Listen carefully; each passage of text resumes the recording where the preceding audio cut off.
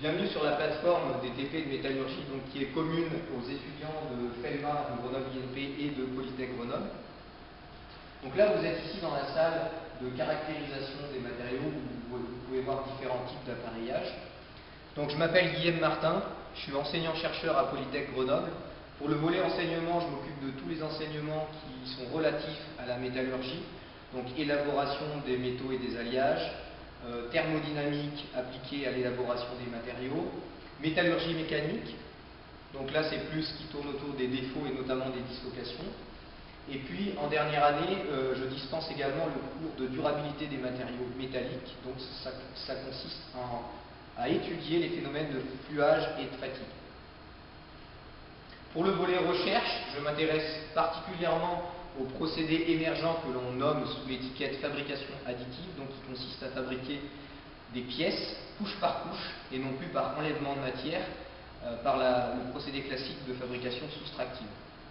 J'ai aussi une activité de recherche en plasticité des matériaux, c'est-à-dire que je m'intéresse à la déformation plastique des alliages et matériaux métalliques. Alors les enseignements de métallurgie en termes de travaux pratiques à Polytech Grenoble et au sein de la filière matériaux s'étalent sur 2 ans. Donc, en première année, on fait des TP qui ont plutôt trait à l'élaboration des matériaux métalliques.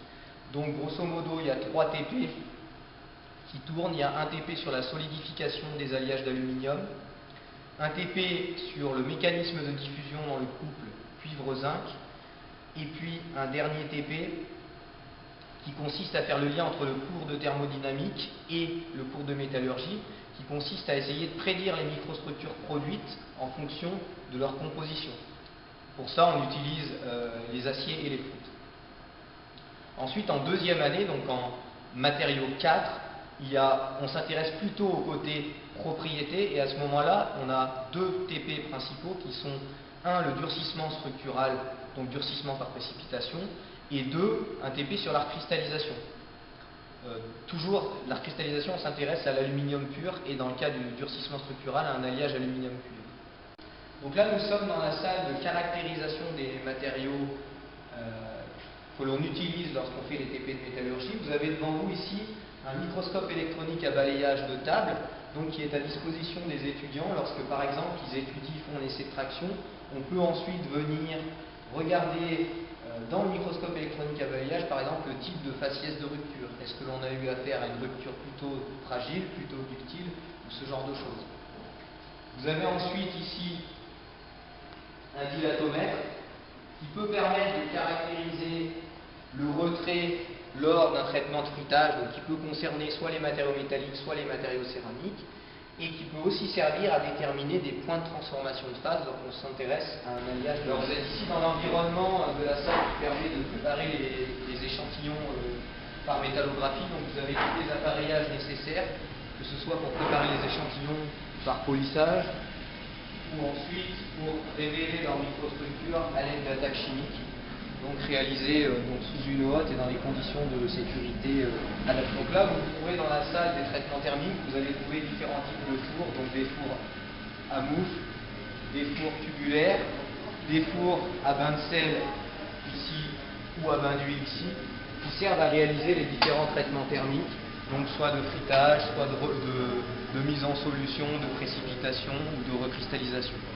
Donc vous êtes ici sur le poste qui permet de réaliser la solidification d'un alliage d'aluminium.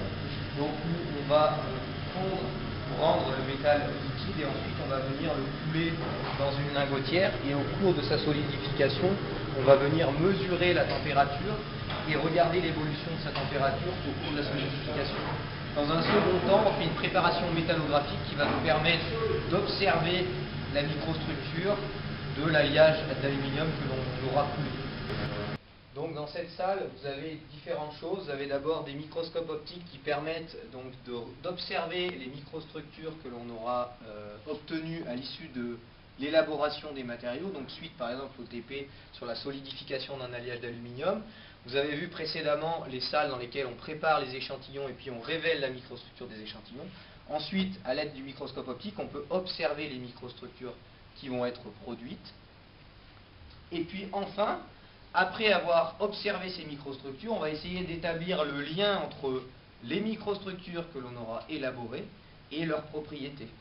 Donc souvent on va regarder les propriétés plutôt mécaniques. Donc là vous avez un premier exemple d'appareillage qui vous permet de mesurer la micro-dureté dans votre microstructure. Et là vous avez un appareil plus classique qui permet de mesurer une propriété macroscopique qui est la résilience. Donc là vous avez sous vos yeux un mouton charpent. Le cœur de métier d'un métallurgiste, c'est 1. Savoir élaborer les matériaux. 2. C'est savoir observer et caractériser en termes de microstructure les matériaux élaborés. Et 3. C'est savoir caractériser et quantifier ses propriétés. Je vais maintenant prendre un petit exemple plus concret. Par exemple, lors du TP d'élaboration par solidification d'un alliage d'aluminium, on élabore à partir d'un métal liquide un lingot en alliage d'aluminium. Ce lingot en alliage d'aluminium, il va ensuite être préparé pour faire une observation métallographique. Via l'observation métallographique, on va être capable de quantifier la microstructure en termes de nombre de phases, taille caractéristique des phases en présence.